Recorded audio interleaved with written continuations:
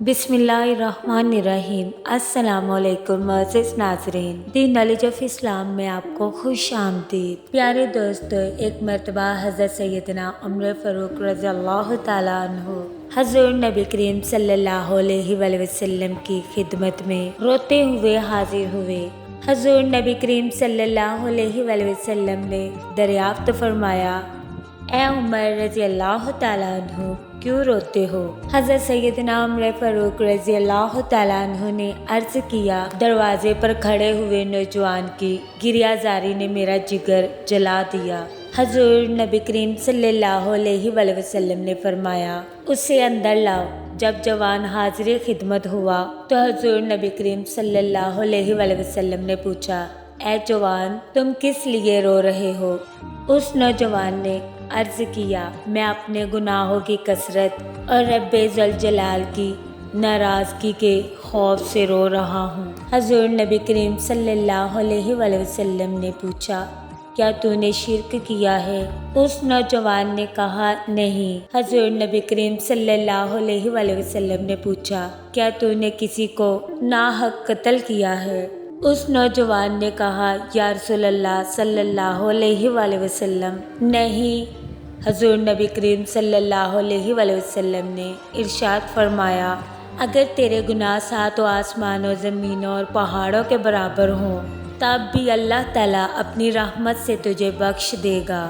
وہ نوجوان بولا، یا رسول اللہ صلی اللہ علیہ وسلم، میرا گناہ ان سے بھی بڑا ہے۔ حضور نبی کریم صلی اللہ علیہ وآلہ وسلم نے فرمایا، تیرا گناہ بڑا ہے یا کرسی؟ اس نوجوان نے عرض کی، میرا گناہ۔ حضور نبی کریم صلی اللہ علیہ وسلم نے فرمایا، تیرا گناہ بڑا ہے یا عرش الہی؟ اس نوجوان نے عرض کیا، میرا گناہ۔ حضور نبی کریم صلی اللہ علیہ وسلم نے فرمایا، تیرا گناہ بڑا یا رب ذوالجلال؟ اس نوجوان نے عرض کیا، رب ذوالجلال بہت عظیم ہے۔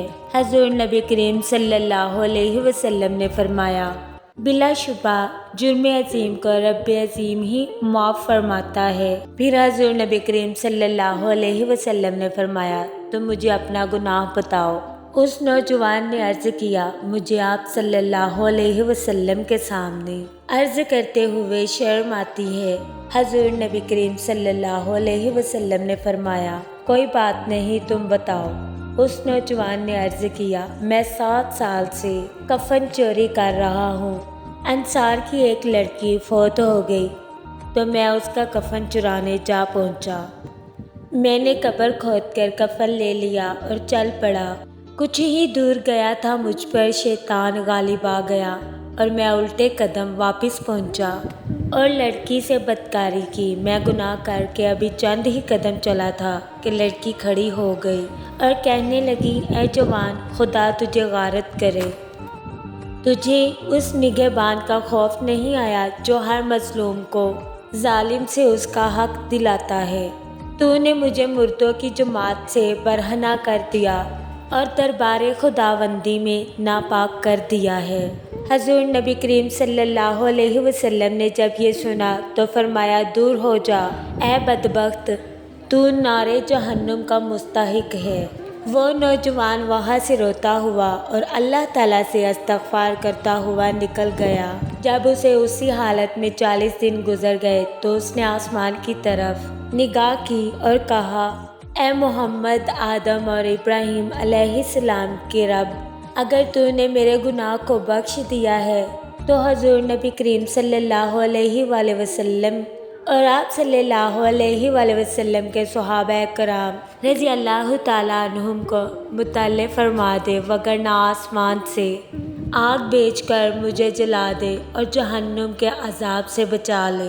اسی وقت حضرت جبرائیل علیہ السلام حضور نبی کریم صلی اللہ علیہ وآلہ وسلم کی خدمت میں حاضر ہوئے اور کہا، آپ صلی اللہ علیہ وآلہ وسلم کا رب آپ صلی اللہ علیہ وآلہ وسلم کو سلام کہتا ہے اور پوچھتا ہے کہ مخلوق کو تم نے پیدا کیا ہے؟ حضور نبی کریم صلی اللہ علیہ وآلہ وسلم نے فرمایا، نہیں، بلکہ مجھے اور تمام مخلوق کو اللہ تعالیٰ نے پیدا کیا ہے اور اسی نے رزق دیا ہے۔